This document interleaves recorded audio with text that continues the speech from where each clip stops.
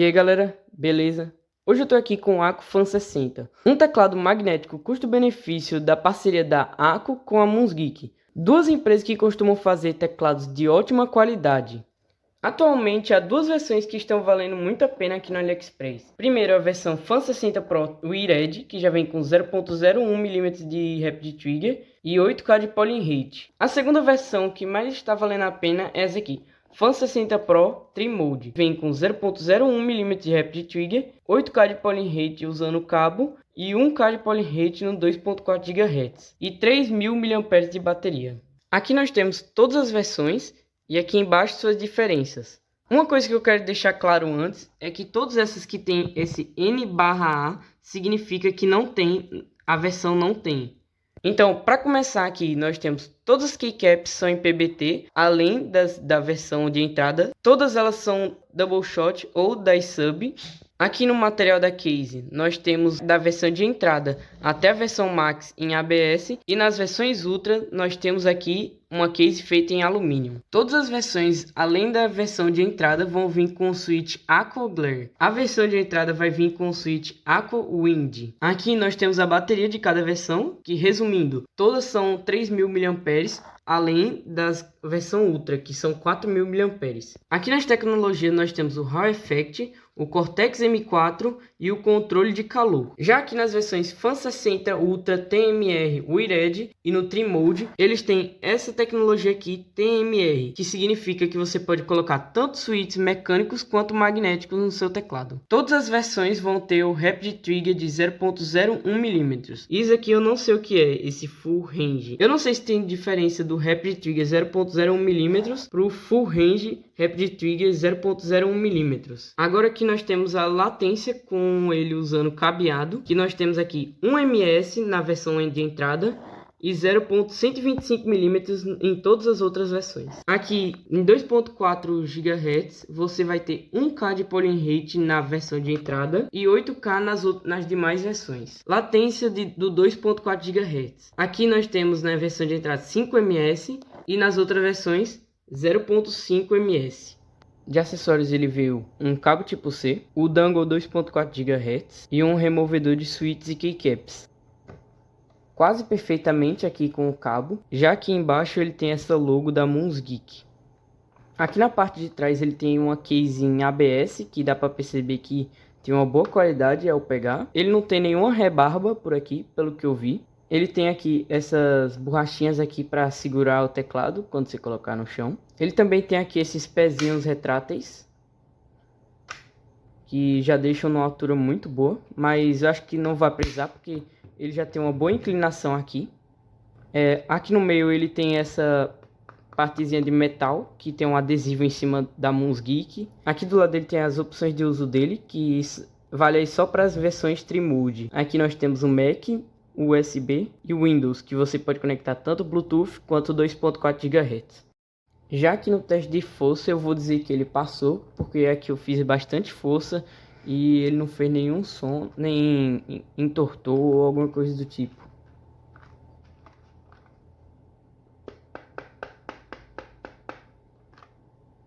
Sobre as keycaps eu dei uma olhada nelas aqui. Eu não encontrei nenhum tipo de rebarba ou algo do tipo. Elas são keycaps em PBT Double Shot, que passam a sensação de qualidade. Esse aqui é o switch que vem no teclado. O nome dele é Akko Glare.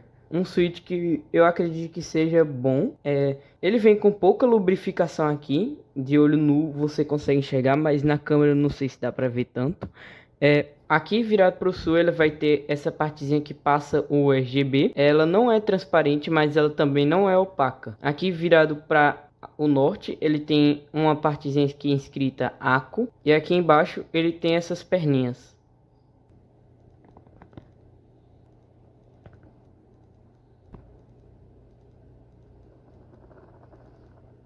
Um detalhe que eu percebi aqui enquanto eu usava é que os estabilizadores e os switches eles têm duas cores que combinam.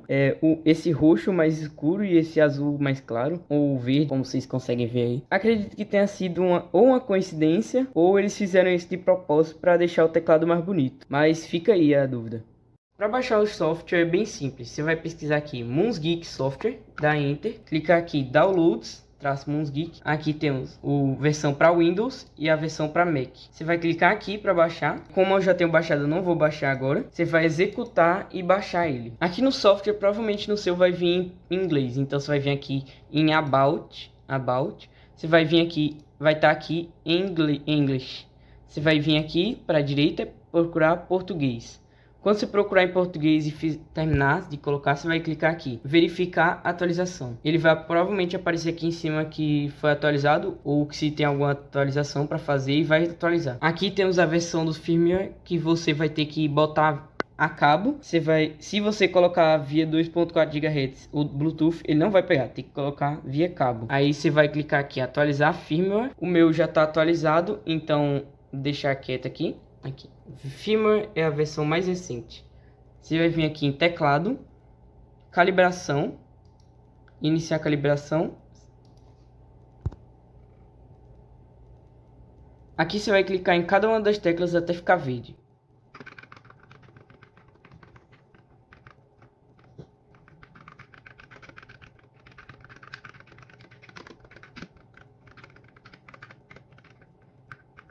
Você vai vir aqui em teclados, atuação personalizada. Você vai clicar aqui em drag. Você vai clicar nas que você quer.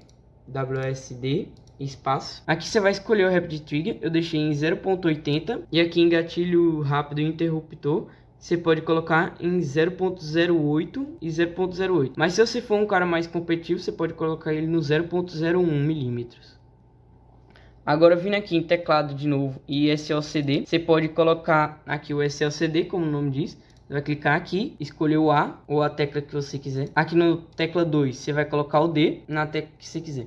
Mas como eu jogo CS, eu não vou colocar, mas é algo muito roubado. Aqui você pode vir em FN Config, que é como o nome diz, configurações do FN, para ficar F1, F2, 3. Aqui o macro, você pode colocar. Luz, aqui é o RGB no caso. As minhas opções de luz preferidas são essas aqui. Eu vou deixar aqui como sombras. Você vai botar provavelmente no 0 aqui. Aqui é a velocidade. Aqui é a velocidade. Aqui é a clareza. Aqui você vai ter cor ofuscante, que é o RGB. E aqui cor, que você pode escolher qualquer cor. Ele vai dar uma paleta de cores aqui, você pode escolher. Eu coloquei a branca. Agora vamos testar.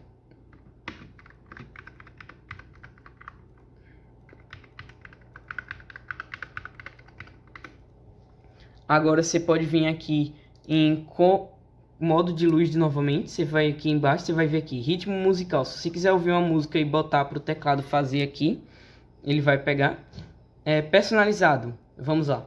Personalizado aqui, você vai clicar aqui em luz, editar luz. Você pode criar seu próprio RGB no teclado do jeito que você quiser. Aqui ele te dá tudo em branco para você fazer. Agora você vem aqui em compartilhar. Você vem em luz. Em luz, aqui ele vai mostrar as principais luzes que as pessoas estão baixando. Você pode baixar para um exemplo. Se eu clicar nessa daqui e baixar, eu vou conseguir usar ela aqui no meu teclado. Bom, eu acho que o software é só isso. É um software bem gigante, bem completo. Acho que é o melhor software que eu já testei aqui na minha vida. É um software que tem tudo que você precisa.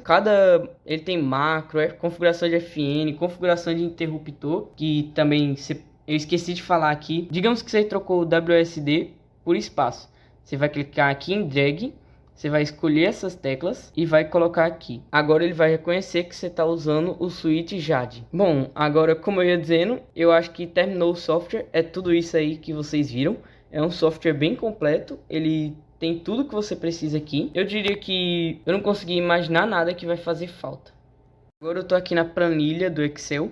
E aqui eu tenho o teclado e cada avaliação dele. Aqui eu tenho o ND63 Pro e aqui o Fan 60 Pro. Aqui para começar, sobre a caixa, eu deixei um 7 porque eu não gostei muito da caixa. Achei uma caixa bem mal feita. Ela é bonita, porém ela é muito ruim a qualidade da caixa. Aqui em unboxing, eu deixei em 8 porque eu gostei da forma que se abre ela. Você vai tirando cada parte, você tira uma parte da caixa, é uma parte que tem alguns acessórios. Você puxa uma parte do teclado, tem um manual ou alguma coisa assim. De acessórios, eu deixei em 7 porque ele veio só os acessórios básicos. Ele não veio o keycap extra, não veio o switch extra, o que não é muito bom. Aqui em preço, eu deixei o preço dele em 10 porque por R$250, que foi o preço que eu paguei nele. O Fan 60 Pro Wireless, que é o Trimode. É um preço muito bom, esses R$250, gostei muito. Agora aqui em construção, eu deixei em 8 porque ele não chega a ser a melhor coisa do mundo, mas ele também não é uma construção ruim, é muito boa. Aqui em layout eu deixei em 6 porque é um layout 60% e eu não gosto desse layout. Eu acho que eu prefiro o layout 65% ou então o layout 75%, que são os mais legais. Inclusive eu vou trocar aqui o NDMS Pro pelo 8 aqui, porque 9 ele tem um formato 63% e eu não gosto também, eu prefiro 65 ou 75.